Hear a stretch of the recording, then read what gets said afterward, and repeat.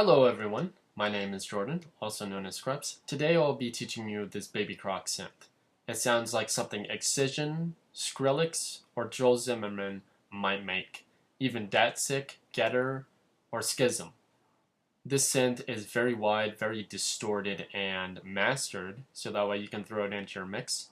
If there is more buttons and knobs, I would show you how to control this triple timed, and I'll show you that as a little bit of an example while it's playing, and I'll show you how to create this.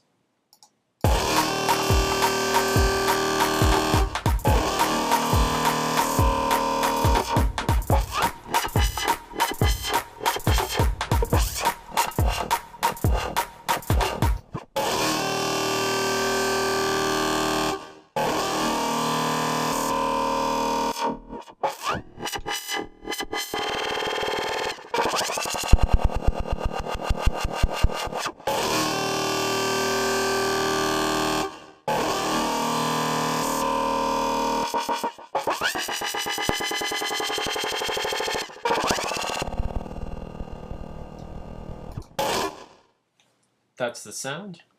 So let's get to making this.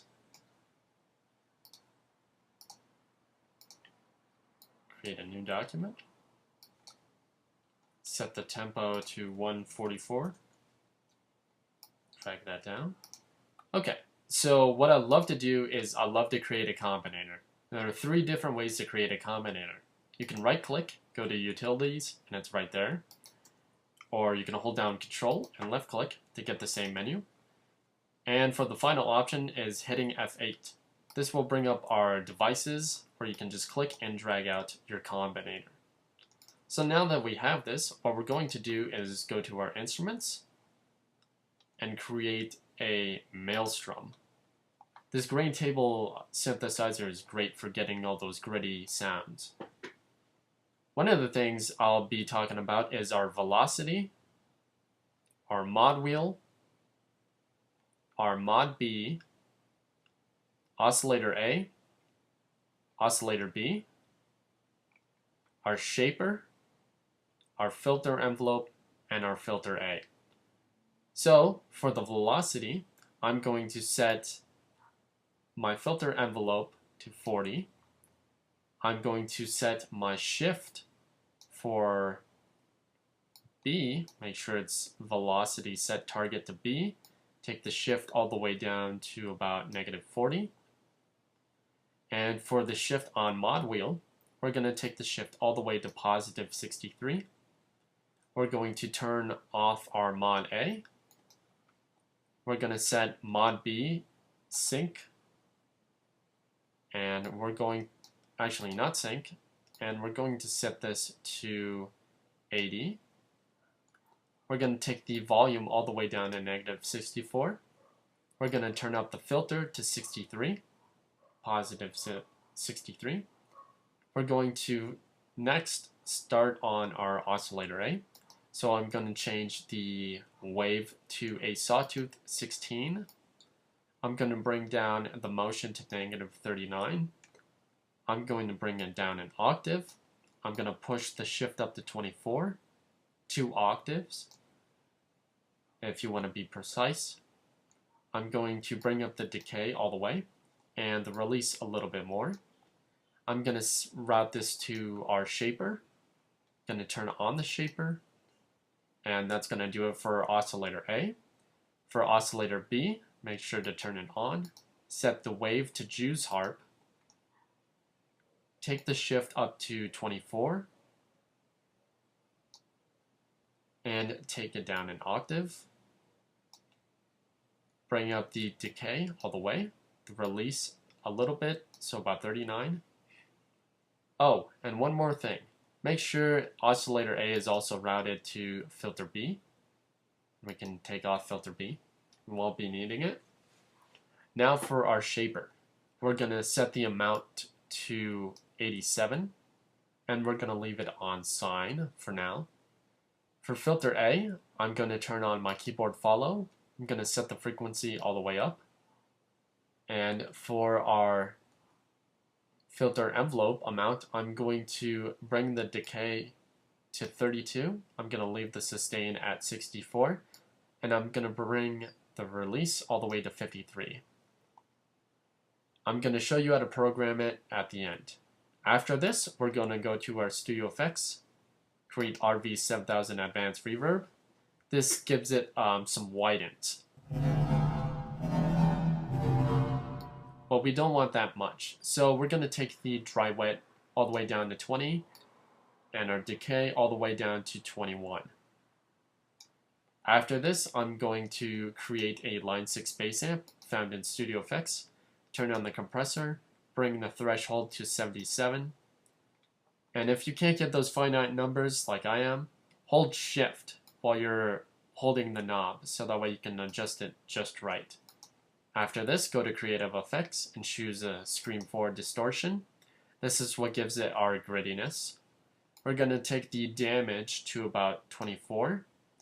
The type, we're going to set to modulate. And P1 and P2, we will set to 88. After this, all we want to do is remove some frequencies. So I'm going to create from our Studio Effects 3 M-class equalizers.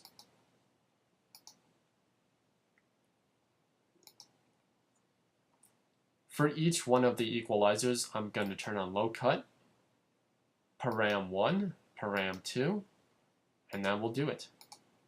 Just need to repeat it on all the equalizers. For our param 1, or our P1 in this case, I'm going to take it to 1.928 kilohertz. I'm going to push the gain almost all the way down and the Q all the way up. For P2, I'm going to set my frequency to 3,805 kilohertz.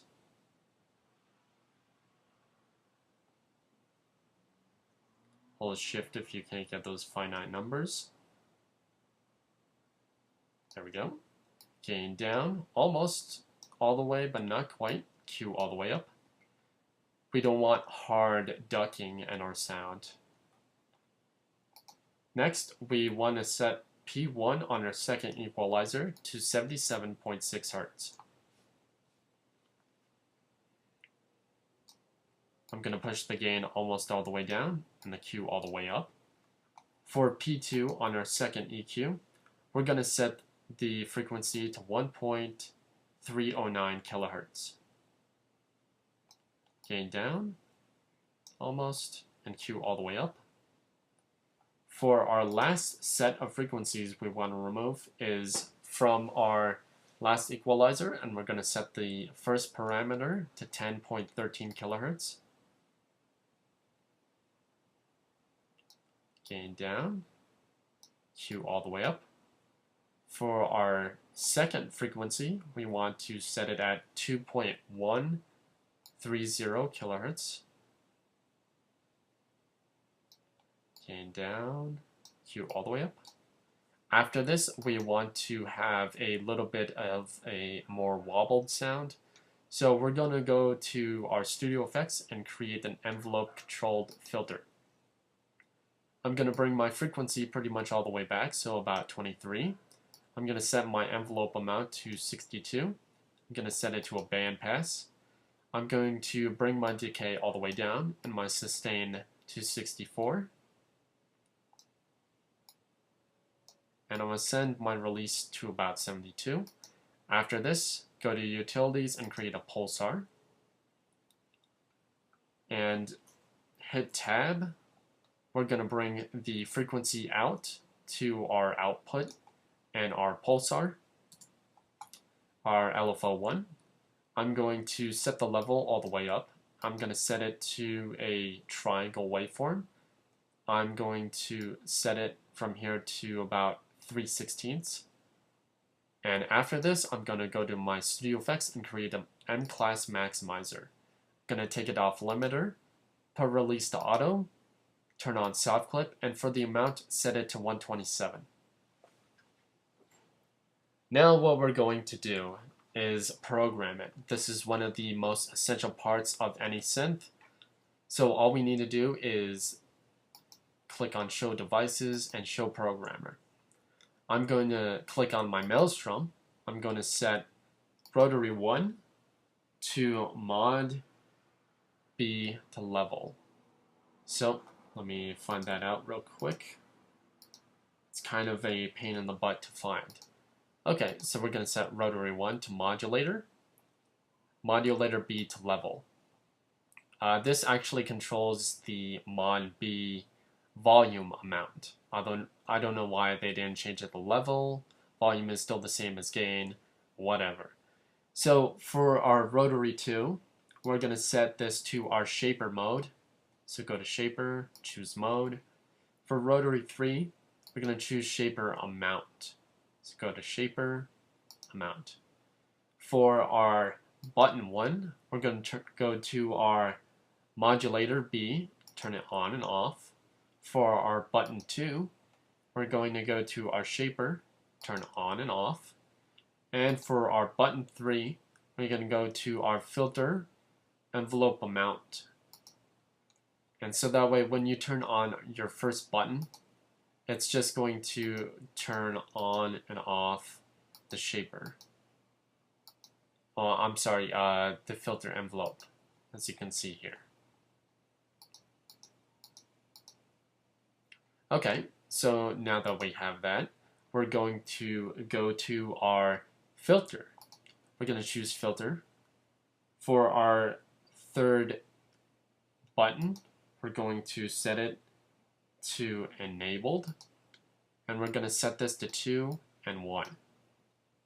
So that way it goes to bypass and not off, to cut off the signal. For button 4, we're going to set this to our frequency.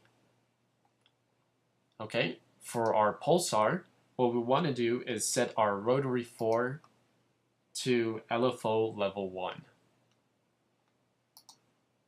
And there you guys have it. You should have your very own baby Crock synth. You can rename the rotary knobs to be pluck amount. You can choose this to be pluck on. For rotary 2, we're going to rename this as hard/soft because it goes through all the different modes. We're going to choose button 2 to be destruction on, aka distortion. Rotary 3, we're going to change this to destruction amount. Button 3 is teeth on. Rotary 4 is teeth amount. And for button 4, we're going to choose this to be open. Okay, there you guys have it, your very own baby Crock synth.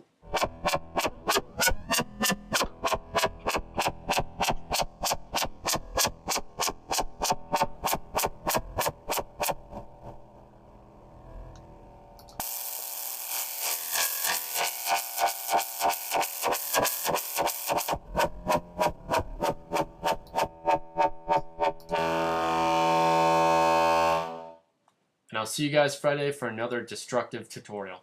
Peace.